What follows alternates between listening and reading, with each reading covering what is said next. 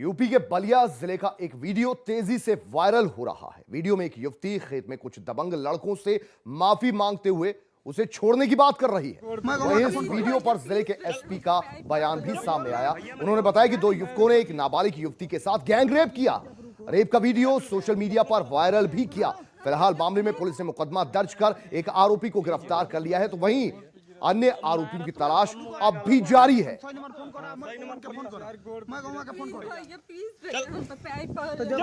भैया मैंने कौन सी रुको जी रुको बोल रहे हैं कि चुपचाप रुको। बोलो भैया नहीं कहो ना करो सुना भैया घर पे ले जाना चाहिए इज्जत के लिए। ठीक है भाई, गलती हो गई है। मारा तुम्हारा थम आ गया अभी ना मानिए 100 नंबर फोन करो। सही नंबर के फोन करो। मैं कहूंगा के फोन करो। भैया प्लीज तो जब बोल रहे हैं भैया मैंने कौन सी रुको जी रुको बोल रहे हैं कि चुपचाप रुको। बोलो भैया नहीं कहो ना करो सुना भैया प्लीज घर पे ले जाना चाहिए इज्जत के लिए। ठीक है भाई, गलती हो गई है। मारा तुम्हारा थम आ गया अभी ना मानिए 100 नंबर फोन करो। सही नंबर के फोन करो। मैं कहूंगा के फोन करो। भैया प्लीज तो जब बोल रहे हैं भैया मैंने कौन सी रुको जी रुको बोल रहे हैं कि चुपचाप रुको। बोलो भैया नहीं कहो। सोशल मीडिया के माध्यम से कुछ लोगों द्वारा एक लड़की के बलात्कार की घटना को संज्ञानित किया गया, जिसके संदर्भ में थाना फेफना में घटना से संबंधित अभियोग पंजीकृत किया गया तथा तथ्यों का पता किया गया। संपूर्ण विधिक कार्यवाहियां की जा रही हैं। बेहद सनसनीखेज ये वीडियो जहां पर एक नाबालिग लड़की अपनी इज्जत के लिए गुहार लगा रही है, लेकिन यहां पर कम से कम 3 से 4 लड़कों की टोली है जो लगातार उससे असॉल्ट कर रहे हैं। और यह भी पुष्टि हुई है कि इन लड़कों ने उस नाबालिग के साथ रेप किया है। फिलहाल इस पूरे मामले में एक शख्स की गिरफ्तारी जरूर हुई है और अभी बताया जा रहा है कि कुछ और लोगों की गिरफ्तारी होनी बाकी है। तो गिड़गिड़ा रही है ये नाबालिग, लेकिन कोई फर्क नहीं पड़ रहा। इतने ज्यादा बेखौफ ये दबंग, ये युवक के वीडियो भी बना रहे हैं। मुकेश मिश्रा हमारे साथ, हमारे संवाददाता फोन लाइन पर और ज्यादा जानकारी लेंगे। मुकेश, ये बताइए कि नाबालिग ये लड़की और कितने लोग इसके आसपास थे, ये बदमाश कितने थे, वीडियो भी इन्होंने बनाया और अब गिरफ्तारी भी इस मामले में हुई है। सनसनीखेज ये मामला। जी, आपको बता दें कि बलिया जनपद के फेफना थाना क्षेत्र के अंतर्गत एक गांव में एक नाबालिग का गैंगरेप किया गया। उसके बाद उसका वीडियो सोशल मीडिया पर वायरल किया गया, जिसको लेकर जिला प्रशासन ने स्वतः संज्ञान में लेकर 2 युवकों के खिलाफ मुकदमा दर्ज कर लिया और दोनों युवकों को गिरफ्तार कर लिया। वहीं जो सोशल मीडिया पर वायरल वीडियो किए थे उनको आईटी एक्ट के तहत मुकदमा भी दर्ज कर लिया गया है और उनकी तलाश सरगर्मी से जारी की गई है। जी, और मुकेश आपसे ये जानना चाहेंगे क्या महज 2 ही आरोपी थे, क्योंकि वीडियो में आवाज से ये समझ आ रहा है कि कम से कम 3 से 4 लोग यहां पर हैं। जी, जो 3 से 4 और लोग दिखाई दे रहे हैं वो वीडियो बना रहे थे, जो वही लोग सोशल मीडिया पे वायरल किए हैं, जिसको पुलिस उनकी तलाश कर रही है। उन पर मुकदमा भी दर्ज कर लिया गया, उनकी तलाश सरगर्मी से जारी की गई है। जी, तो बेहद ये चौंकाने वाली घटना, एक नाबालिग लड़की खेतों में उसे ले जाते हैं, ये दबंग उसके साथ दुष्कर्म को अंजाम देते हैं।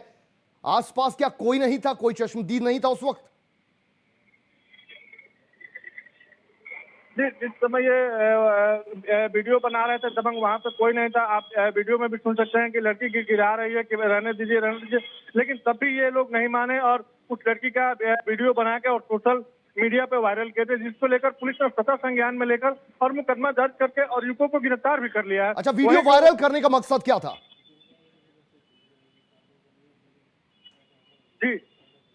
जी, चलिए, बहुत शुक्रिया मुकेश मिश्रा इस पूरी जानकारी के लिए आपका। यूपी के कई जिलों में आकाशीय बिजली का कहर बरपा है। वाराणसी में बिजली गिरने से 18 लोगों की मौत हो गई।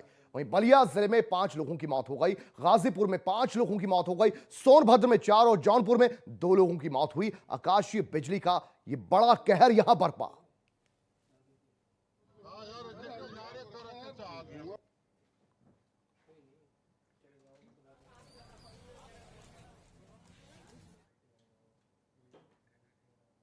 खबर उन्नाव से है। जमीनी विवाद में दबंगों ने यहां एक बुजुर्ग को बहुत पीटा। इलाज के दौरान बुजुर्ग की मौत तक हो गई।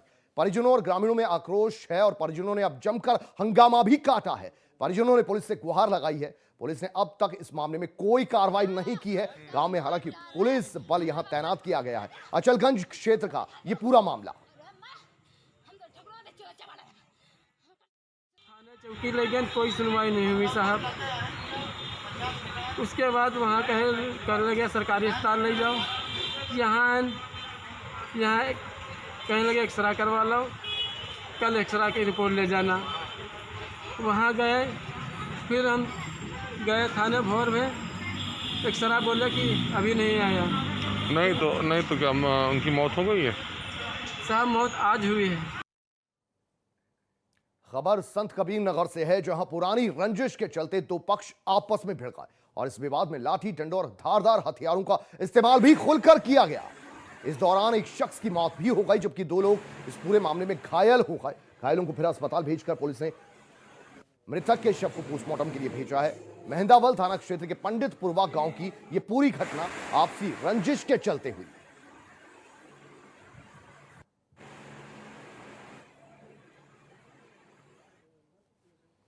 उधर यूपी के जिला मैनपुरी के करीमगंज गांव में डेंगू का कहर भी बरपा। पूरे गांव में अब तक 100 से ज्यादा लोग डेंगू के शिकार हो भी चुके हैं। अधिकारियों की लापरवाही के चलते गांव से लोग पलायन करने तक को मजबूर हो गए। गांव वालों का आरोप है कि प्रशासन डेंगू की रोकथाम के लिए कोई कदम नहीं उठा रहा। मैनपुरी जनपद के ग्राम कमरीगंज में डेंगू का प्रकोप फैला हुआ है। गांव में डेंगू से अभी तक 5 लोगों की मौत हो चुकी है और 100 से ज्यादा ग्रामीण बुखार से पीड़ित हैं। गांव में लोगों की हालत बिगड़ने के बाद स्वास्थ्य विभाग की ओर से एक कैंप लगा दिया गया है, जहां डॉक्टरों की टीम लोगों का इलाज कर रही है। लेकिन डेंगू की रोकथाम के लिए स्वास्थ्य विभाग पूरी तरह से नाकाम साबित हो रहा है। इस मामले में जब ग्रामीणों ने सीएमओ मैनपुरी से बात की तो उन्होंने उल्टा ग्रामीणों को ही दोषी ठहरा दिया।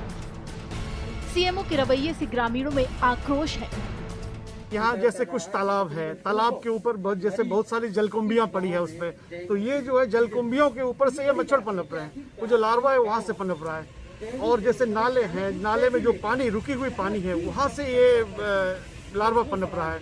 अब इसको अभी जैसे जैसे फॉगिंग की सुविधाएं या जो भी पहले कराया भी जा चुका है, सैनिटाइजेशन हो या फॉगिंग हो या ब्लीचिंग हो या घोल जो भी है, वो सब इनको मारने के लिए किया गया। लेकिन जब तक ये होता तब तक इससे पहले पांव पसार चुके थे। ग्रामीणों का दावा है कि पूरे गांव के घर घर में लोग डेंगू से पीड़ित हैं, लेकिन स्वास्थ्य विभाग डेंगू को रोकने के लिए पूरी तरह से नाकाम साबित हो रहा है। कितने लोग डेंगू से पीड़ित हैं, कितने लोगों की मौत हो चुकी है? मेरे यहाँ करीब जो है 400-500 लोग पीड़ित हैं। मेरे यहाँ बहुत बहका माहौल है, आदमी जो है घर से निकलने से डरता है। और मेरे यहाँ जो है इतनी बुरी कंडीशन है कि आदमी के घर पे खाना खाने के लिए मतलब कोई खाना बनाने वाला नहीं है। और केवल जो है डिस्ट्रिक्ट मैनपुरी में पूरे ज़िले की बात करते हैं, एक ही डॉक्टर हैं जिनका नाम डॉक्टर रानू किशोर है, जिनकी दवा हम लोगों को फ़ायदा करती है। और हम लोग ये चाहते हैं, हमारी गांव की ये मांग है कि डॉक्टर रानू किशोर को यहाँ कम से कम 15 दिन के लिए हमारे गांव में पर्सनल रखा जाए। 4-5 लोगों की मौत हो चुकी है डेंगू से। प्रतिदिन 50 या 100 लोग जो है नए मरीज तैयार हो जाते हैं। हम लोगों के पास अब पैसे नहीं हैं जो हम आगरा या दिल्ली या बम्बई जा पाएँ।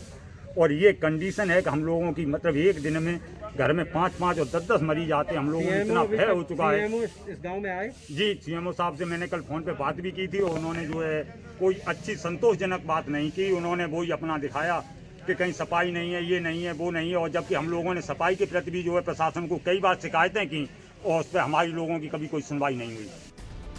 प्रशासन की लापरवाही से थक हार कर ग्रामीणों ने अब गांव से पलायन करना शुरू कर दिया है और गांव के बाहर बने स्कूल में डेरा डालने लगे हैं। गांव के ही प्राथमिक विद्यालय में डॉक्टरों की टीम लगाई गई है, जो अब बुखार और डेंगू से पीड़ित लोगों को इलाज मुहैया करा रही है।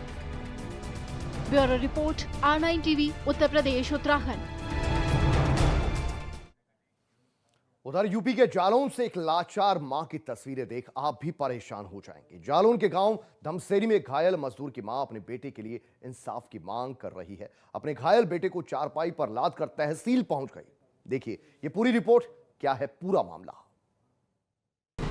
जालौन में एक मां जिंदगी और मौत से जूझते हुए अपने बीमार बेटे को चारपाई पर लादकर तहसील परिसर पहुंची और अपने बेटे की जिंदगी बचाने के लिए अधिकारियों से न्याय की गुहार लगाती हुई दिखी। मामला एट थाना क्षेत्र के धमसेनी गांव का है।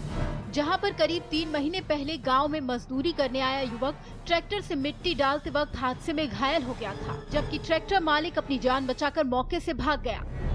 इसी घायल बेटे को लाचार मां तहसील लेकर पहुंची और न्याय की गुहार लगाई। इस पीड़ित के परिजनों ने क्या कुछ कहा, सुनिए। नहीं भैया, हमारे घर से टूले टेरन आए थे कि चलो हमारे काम पे, सो टेर के ले गए, सो ट्रैक्टर इन्हें पकड़ा दो और जी आप भाग आए।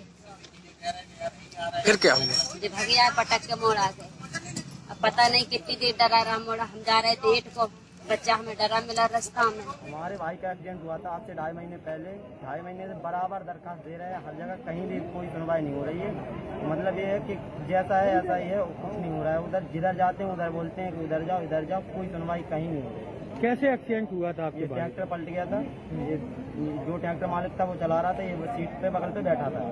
मतलब ये गांव में था, उसके बाद वो चला रहा था, उसने बुलाया इसको कि आ जाओ मेरे बगल पे बैठ जाओ, तो मेरे साथ चलो ट्रैक्टर पे बैठ के। तो ये बैठ गया। उसके बाद ये ट्रैक्टर उसके काबू से बाहर हुआ, तो वो बोलने मतलब वो अपनी जान बचा के उड़ गया, इसको छोड़ दिया उसको। घायल युवक की मां परिजनों सहित अपने बेटे को चारपाई पर लादकर तहसील परिसर उरई पहुंची। उच्च अधिकारियों से न्याय की गुहार लगाई। वहीं उप जिला अधिकारी ने इस मामले में क्या कुछ कहा, वो भी सुनिए। ये आपका थाना 8 का मामला है। इनका जून में एक्सीडेंट हुआ था, जिसके साथ बैठे थे। तो इन्होंने ड्राइवर का आरोप है कि उन्होंने वो लिया था कि हम जो है इलाज कराएंगे, क्योंकि हमारे संज्ञान में नहीं आया था मामला, आज आया है। तो हम इसको देख लेते हैं। बाकी हमने कहा कि आप एस्टिमेट बनवा लीजिए, तो मुख्यमंत्री राहत कोष से हम इनको आर्थिक सहायता दिलाने का प्रयास करेंगे। घायल युवक के परिजनों ने इससे पहले भी पूरे मामले की शिकायत एड पुलिस को की थी, लेकिन पुलिस ने कार्रवाई करने की बजाय सुलह समझौता करवा दिया, जिसमें घायल युवक का इलाज ट्रैक्टर मालिक को करवाना था। लेकिन ना तो घायल मजदूर का इलाज हुआ और ना ही पुलिस ने कोई कार्रवाई की, जिसके चलते अधिकारियों की आंखें खोलने के लिए घायल मजदूर के परिजनों को उसे लादकर तहसील तक ले जाना पड़ा। Bureau report, R9 TV, Uttar Pradesh, Uttarakhand. संत कबीर नगर के बरसातपुर गांव में गांव वालों का आरोप है कि ग्राम प्रधान ने सरकारी योजनाओं का पैसा हड़प लिया। अधिकारियों और प्रधान की मिलीभगत से गांव का विकास पूरी तरह से ठप सा पड़ा है और इसी के चलते ग्रामीणों ने कई तरह की परेशानियों का सामना दरअसल उन्हें करना पड़ रहा है।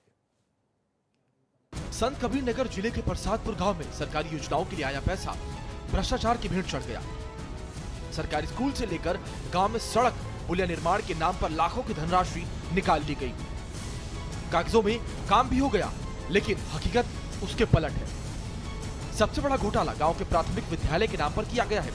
स्कूल की 4 दीवारी बनवाने के नाम पर ग्राम प्रधान ने अधिकारियों की मिलीभगत से पैसे को निकाल लिया, लेकिन स्कूल की बाउंड्री बनी ही नहीं।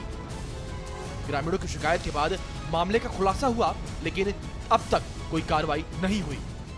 ऐसा है कि यहाँ का तो अभी बाउंड्री नहीं हुई स्कूल की, और दूसरे पुलिये पे साल भर से पैसा निकाल के खा रहे हैं प्रधान। अच्छा। हाँ, और गांव में भी काम नहीं हुआ है। कहाँ कहाँ कागज में दिखा दिए काम? काम यहाँ जमाल के घर पे दिखाए हैं। क्या दिखाया वहाँ पर? उस पे इंटरलॉकिंग होना था, वो भी नहीं हुआ है। अच्छा। हाँ। और यहाँ बाउंड्री नहीं हुई है स्कूल की। और यहाँ पुलिये पे काम नहीं हुआ है, नाली का भी नहीं काम हुआ है। जांच का आदेश जो है 22/7/2020 को हुआ था, जिसमें अभी एक बार आए हैं। कौन तो आए? ये लालचंद्र और सतीश चंद्र जी। अब उनसे बात की जाती है तो ये कह रहे हैं कि हम आएंगे अपने हिसाब से। हमने कहा कोई हमको सूचना दे दीजिए सर, उस पर भी हमको बात ठीक ढंग से नहीं करते हैं।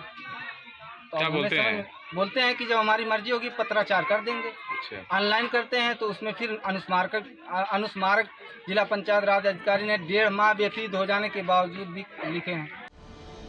अधिकारियों और ग्राम प्रधान के लूट खसूट के चलते गांव में ज्यादातर विकास कार्य रुके ही पड़े हैं। तो वहीं प्रधान का कहना है कि सरकारी धन का बंदर बांट सेक्रेटरी ने किया है। सर, ये जो इंटरलॉकिंग का मामला है, उस वक्त मेरी माँ की तबीयत खराब होगी तो उनके इलाज के लिए मैं अस्पताल चला गया। वो इंटरलॉकिंग का जो ईंटा रखा हुआ था पाकर, तो गाँव वालों ने लूट लिया, लेके चले गए। अब मैं उसमें बिजी रहा, उसको मैं करवा नहीं पाया, और मैं उसको कैसे भी करके चाहे अपना खेत बेच के बनवाऊँ, लेकिन मैं बनवाऊँगा। स्कूल की बाउंड्री भी गायब अपने यहाँ से, जो कि बन चुका है अब कागज में जो सर बन चुका है, उस वक्त सेक्रेटरी आए, पैसा निकलवाए, और उसी में बंदर बांट हो गया और मैं समझ नहीं पाया। मुझे ज़्यादा अनजान नहीं था, सचिव हमारे कुछ हमको गाइड नहीं किए, और मैं जो है अपने माँ के इलाज में व्यस्त रहा, तो पैसा उसी में सब सच्ची साहब ले ली और कुछ इलाज में लग गया। अब उसको मुझे चाहे खेत बेच के बनवाना पड़े, मैं अपना बनवाऊंगा। वहीं मामले में आला अधिकारी गांव में हुए घोटाले की जांच कर कार्रवाई की बात कर रही हैं। ये शिकायत अभी हमारे पास आई है, अभी हमने इसमें जांच के आदेश दिए। जब जांच रिपोर्ट आ जाएगी तो दोषी व्यक्तियों के विरुद्ध निश्चित तौर पे कार्रवाई की जाएगी। मतलब अक्सर देखा गया, मतलब कई बार उस गाँव की जांच भी हो चुकी है, लेकिन अभी तक कोई कार्रवाई नहीं हुई है। वो उसकी MB भी महंग हो चुकी है। ये जितने भी सारे तथ्य हैं इन्हीं को समेकित करके हम लोग जांच करेंगे। यदि सत्यता है इन तथ्यों में तो अवश्य कार्रवाई होगी। सरकारी योजनाओं में भ्रष्टाचार पर जीरो टॉलरेंस की बात भले ही करती हो, लेकिन हकीकत कुछ और ही है। जिम्मेदार अभी भी सरकार की मंशा पर पलीता लगाने में लगे हुए हैं। प्रसादपुर गांव में लाखों का घोटाला एक बानगी है। किसी तरह कागजों में काम दिखाकर लाखों रुपए निकाल लिए जाते हैं, लेकिन जमीनी हकीकत कुछ और होती है। Bureau report R9 TV, Uttar Pradesh, Uttarakhand.